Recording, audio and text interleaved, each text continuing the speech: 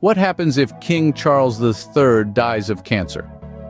It's a question that's been echoing through the halls of Buckingham Palace and across the United Kingdom ever since the palace's statement on February 5th, 2024.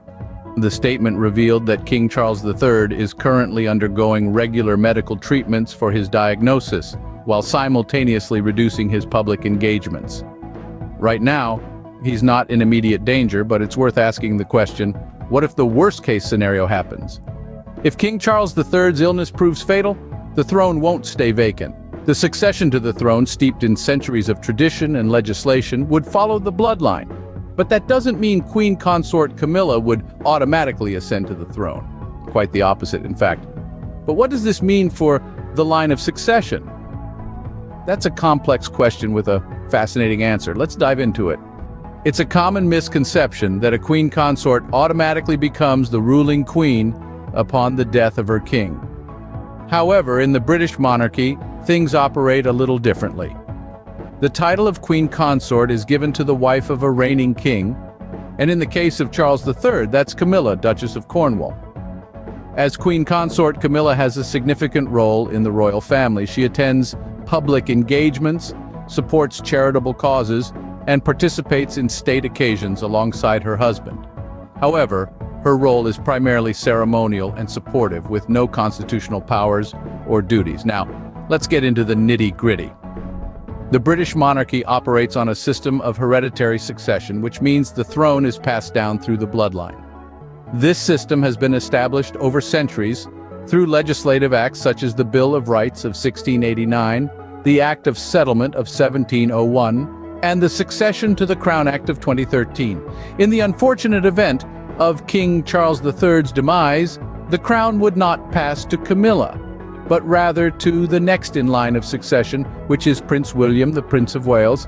The title of Queen Consort doesn't come with an automatic ticket to the throne. Instead, Camilla would be known as the Queen Dowager, a title given to the widow of a king. Throughout history, queen consorts have been excluded from the line of succession to the throne, and this tradition remains unchanged. This means that despite her title and role, Camilla would not become the sovereign queen of the United Kingdom upon Charles III's death. In essence, the role of a queen consort is to support the king and carry out royal duties, but it doesn't involve ruling the kingdom. So while Camilla may be queen consort, she will not become queen regnant, the title for a reigning queen. So if not Queen Camilla, then who? The British monarchy follows a bloodline for succession. Now that might sound straightforward, but it's a well-orchestrated process guided by centuries-old legislation and tradition. Let's take a closer look. In the unfortunate event of King Charles III's passing, the crown wouldn't simply pass to his wife, Queen Consort Camilla. Oh no, the line of succession is far more intricate. Instead, the crown would be passed on to the next blood relative in line. And who might that be? That's right, none other than Prince William, currently known as the Prince of Wales. You see, the British monarchy operates on a system of male preference primogeniture. This essentially means that the throne is passed down to the eldest son, and if there isn't one, then it goes to the eldest daughter. But the Succession to the Crown Act of 2013 shook things up a bit. It established absolute primogeniture, meaning the eldest child, regardless of gender, is next in line. However, since Prince William is the eldest child of Charles, he remains the direct heir. Following Prince William in the line of succession are his three children, starting with Prince George. Next in line would be Princess Charlotte, followed by Prince Louis. This is a clear departure from the old rules where a younger brother would leapfrog an elder sister in the line of succession. And what about Prince Harry, the Duke of Sussex, you might wonder? Well, he's still in the line of succession, but he's been pushed further down the list, coming in after William and his children. So while the British monarchy might seem like a game of musical chairs at times, it's actually a well-defined process, steeped in tradition and guided by legislation. Camilla, as the queen consort, wouldn't automatically ascend to the throne. Instead, the crown would pass to Charles's eldest son, Prince William, maintaining the bloodline of succession. But what about the title of Queen Mother? The Queen Mother title has a specific and unique significance. It's a title bestowed upon the mother of a reigning monarch.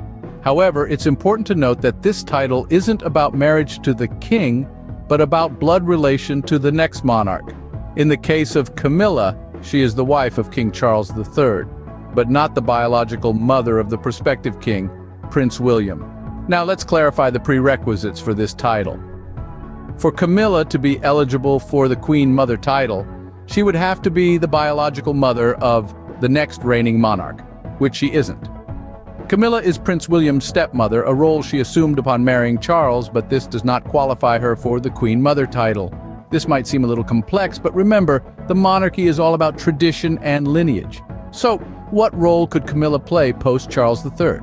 Camilla's role in the royal family wouldn't cease with Charles's demise. Even if the crown does not rest on her head, her place in the royal tapestry remains integral. As the Queen Dowager, she would continue to be a vital part of the monarchy, albeit with a different focus. Camilla's potential roles are many and varied. To begin with, she would likely continue to be a presence at public events and royal occasions. She might still be seen waving from the balcony of Buckingham Palace or attending the annual Trooping the Colour, a tradition she's been part of for many years. Moreover, she would also carry on her charitable work. Camilla has always been passionate about causes close to her heart. From supporting victims of domestic violence to promoting literacy, she has used her platform to make a difference. And there's no reason to think she would stop doing so. Her dedication to these causes would likely remain undiminished, even if her husband were no longer by her side. Furthermore, Camilla might also play a role in supporting the new king, Prince William, and his family.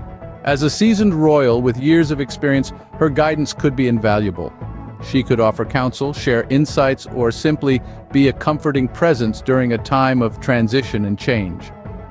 However, it's important to note that while Camilla would continue to play a role in the royal family, she would not be the ruling queen.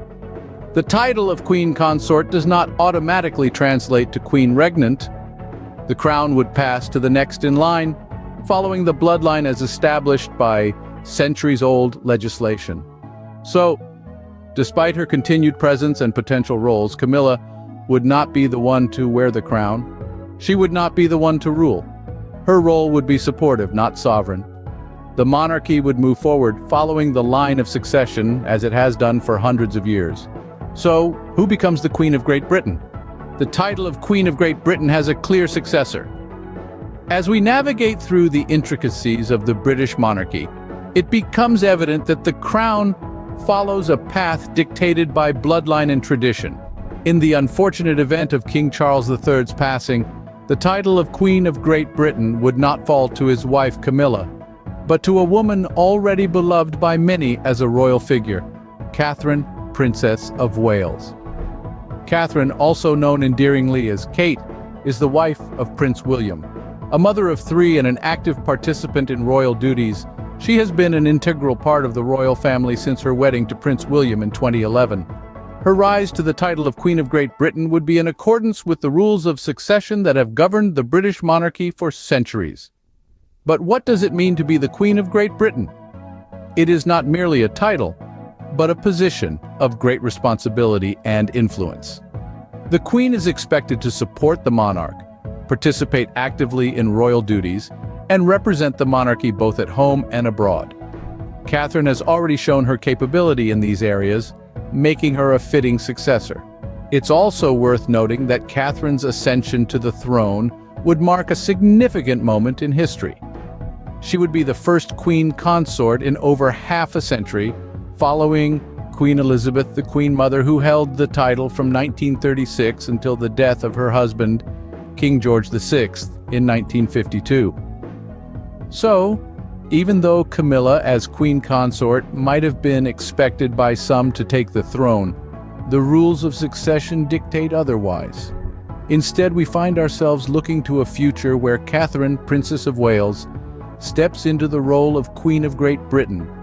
The British monarchy has always been about tradition, and the line of succession is no exception. The crown will continue its journey through the bloodline, preserving the monarchy's centuries-old traditions and maintaining the stability that is so integral to its existence. As we look to the future, we can anticipate a seamless transition of power, rooted in the rich history of this enduring institution.